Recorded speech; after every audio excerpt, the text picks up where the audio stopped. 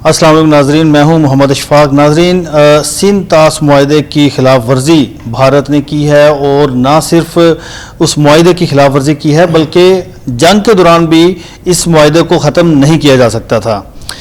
اس سارے معاملے پر جو پاکستان میں بھی کافی اس حوالے سے جو میٹنگز چل رہی ہیں، کچھ آج اہم فیصلے بھی ہونے ہیں، تو اس وقت سابق اٹارنی جنرل فار پاکستان اشتر اوصاف صاحب معروف قانون دان ہیں، گہری نظر ہے ان کی ہر معاملات پر، ان سے بات کریں گے۔ سر، سب سے پہلے یہ ہمارے ناظرین کے لیے بتائیے گا کہ یہ معاہدہ تھا کیا اور یہ اچانک کیا ہوا ہے؟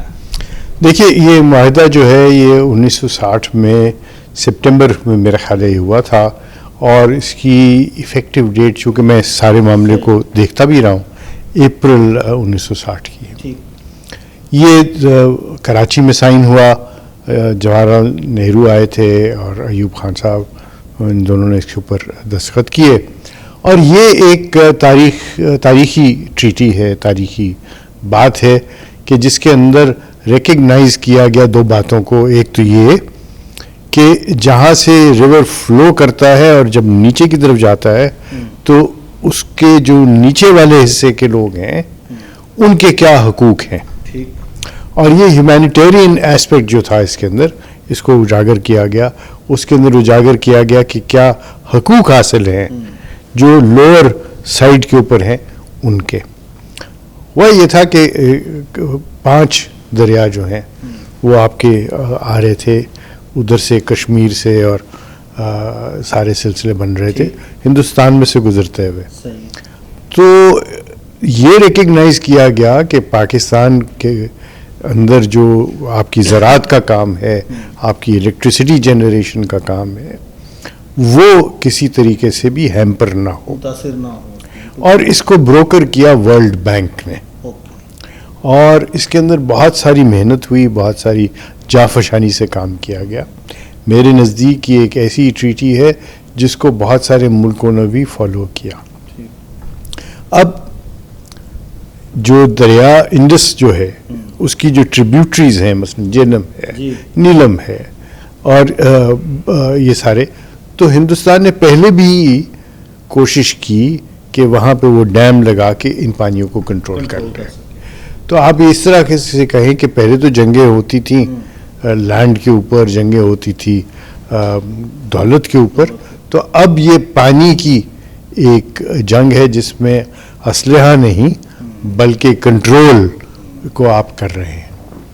اس کے اندر ہم نے ایک انیشیٹ کیا اور ہم نے اعتراض کیا کہ اس وقت جو وہ ڈیم بنا رہے ہیں، اس ڈیم کی حیث، اس ڈیم کی جو لوکیشن ہے، اور اس ڈیم کے اندر جو سٹوریج کیپیسٹی ہے، وہ سب کے سب جو ہے اسے پاکستان کو نقصان ہوگا۔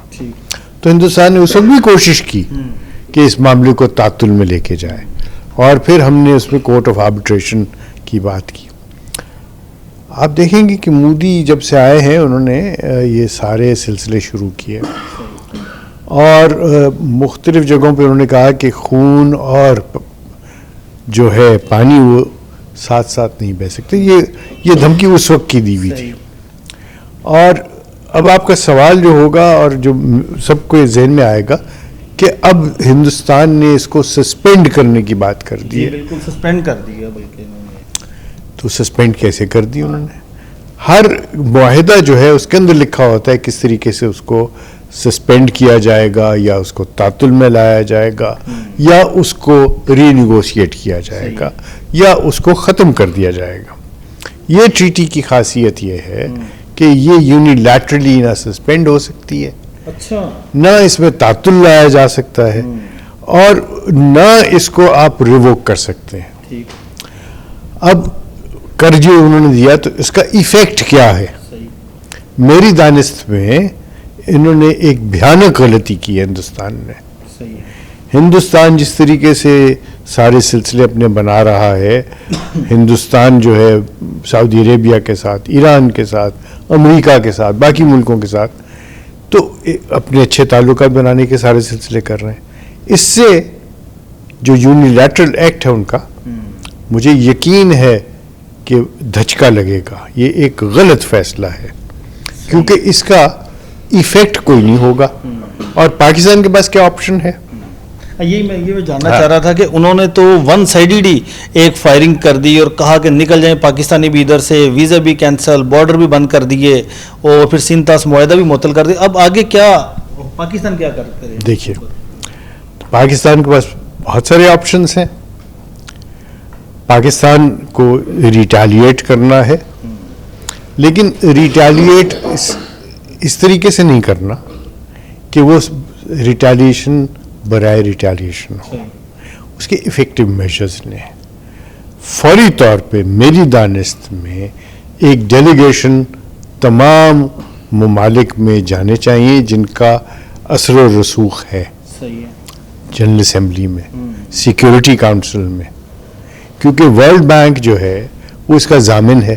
ورلڈ بینک کے پاس جا کے بیٹھیں، IMF کے پاس جا کے بیٹھیں، اور اس کے جو بورڈ آف ڈائریکٹرز ہے اس میں جو ممالک شامل ہیں ان کے ساتھ بات کریں اور بتائیں کہ اس کا ایفیکٹ جو ہے وہ صرف پاکستان پہ نہیں ہے، اس کا ایفیکٹ ایک ہیومن رائٹس وائلیشن ہے، اس کا ایفیکٹ انوائرمنٹ کے اوپر ایک وار ہے.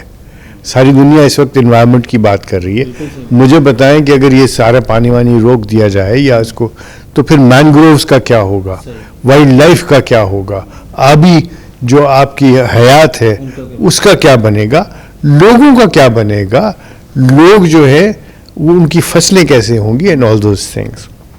تو سینکشنز ہندوستان کے خلاف ہونی چاہیے. ہندوستان نے پہلے بھی ایک حرکت کی تھی جس کو ان کو منہ کی کھانی پڑی. اس میں انہوں نے کلبھوشن کی رہائی کے لیے، آپ کو یاد ہوگا عالمی عدالت میں گئے تھے اور وہاں پہ ان کو کیا ملا؟ ان کو رہائی تو نہیں ملی، ان کو کوئی ایسی چیز نہیں ملی وہاں پہ جس کو وہ کر سکتے. تو مجھے یقین ہے کہ اب بھی اسی طرح ہی ہوگا، وہ منہ کی کھائیں گے. لیکن ہمیں اپنی ڈپلومیسی جو ہے اس کو، اور مجھے یقین ہے کہ ہماری حکومت اس میں جانفشانی سے کام کرے گی. صحیح ہے سر، آپ نے کہا کہ ڈپلومیسی کے حوالے سے حکومت کو کام کرنا چاہیے، تو کیا اس دوران پاکستان کو عالمی عدالت میں بھی جانا چاہیے؟ دیکھیے عالمی عدالت میں یہ جانے کا وقت نہیں ہے. اس کی وجہ یہ ہے کہ ہم تو کہہ رہے ہیں کہ تعطل نہیں ہو سکتا، ٹریٹی خود کہہ رہی ہے کہ تعطل نہیں ہو سکتا. تو یہ ایک پولیٹیکل موو ہے، ایک لیگل موو نہیں ہے. عالمی عدالت میں تو اس وقت آپ جائیں جہاں پہ کوئی اس طرح کی بات ہو. تو یہ ایک اس طرح کا معاملہ ہے جس کو آپ استعمال کر سکتے ہیں ہندوستان کے خلاف، اور ہندوستان کے عوام بھی جو ہیں وہ بھی اس چیز کو کبھی بھی جو ہے، مجھے یقین ہے کہ وہ کبھی نہیں مانیں گے کہ یہ ایک درست اقدام ہے، کیونکہ اس سے لوگوں کی زندگی کے ساتھ کھیلنے کے مترادف. سر ہم نے یہ بھی رات کو جو بیانات دیکھے ہیں جو انہوں نے اعلانات کیے، ایک تو انہوں نے کہا کہ سندھ طاس معاہدہ ہم نے معطل کر دیا، انہوں نے کہا 48 گھنٹے میں تمام پاکستانیوں کے ویزے کینسل اور واپس چلے جائیں، بارڈر بند کر دیا. تو یہ ساری صورتحال مطلب ون سائیڈڈ ہی اپنے تئیں مودی سرکار کر رہی ہے.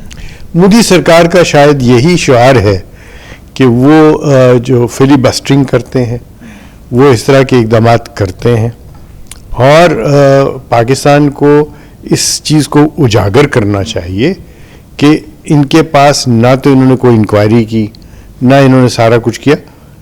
یہ جو سارا کچھ ہو رہا ہے یہ تو اس چیز کی غمازی ہے کہ مقبوضہ کشمیر میں جو انڈین تسلط ہے اس کو وہاں کے عوام پسند نہیں کرتے.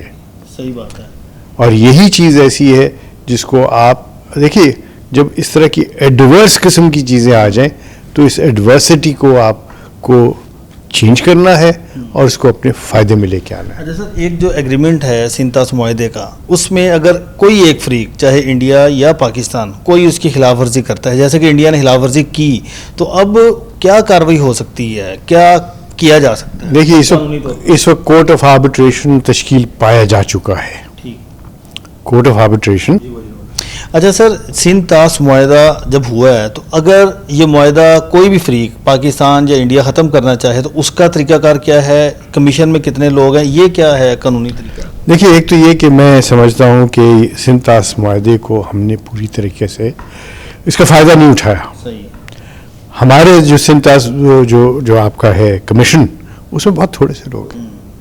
ہندوستان میں 550 550 لوگ بیٹھے ہوئے ہیں اور ارب ہا روپے وہ خرچ کرتے ہیں اس کمیشن کے اوپر، اور ہمارا جو ہے وہ بالکل چھوٹا سا بجٹ ہے.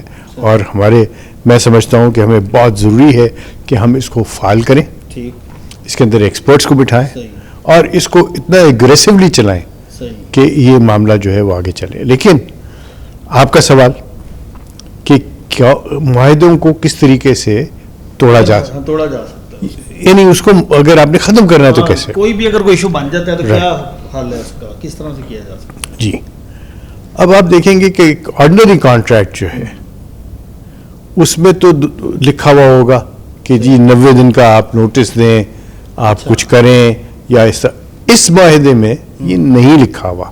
کیوں نہیں لکھا ہوا؟ کیونکہ یہ کسی ٹائم کا پابند نہیں ہے. کیوں نہیں ہے؟ کیونکہ یہ لوگوں کی زندگی کی بات ہے، لوگوں کی بقا کی بات.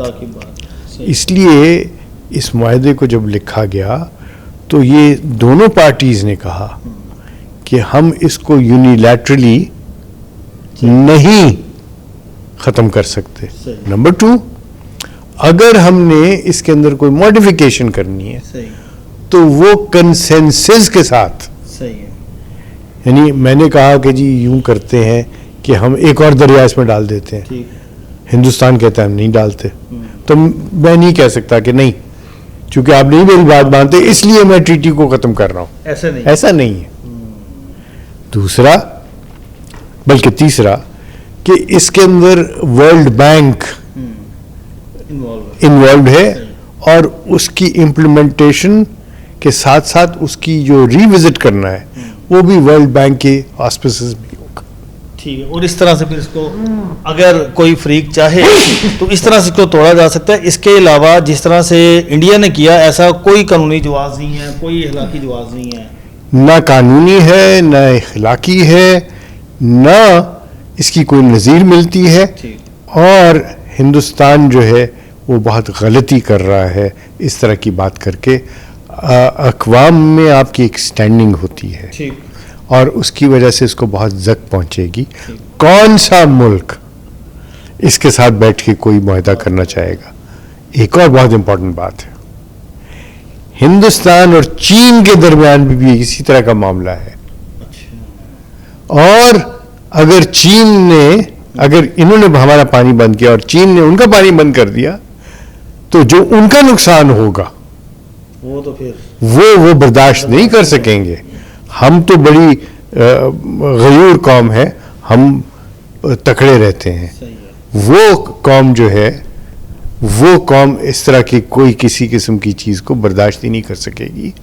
اور یہ پریسیڈنٹ اگر کریٹ ہوتا ہے تو اس میں نقصان صرف اور صرف ہندوستان کا ہے. بالکل صحیح ہے. Thank you very much sir.